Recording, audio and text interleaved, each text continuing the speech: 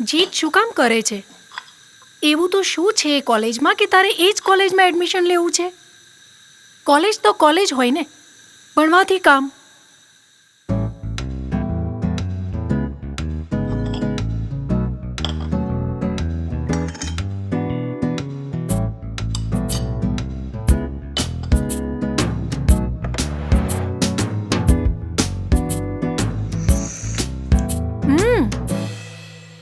આ શું?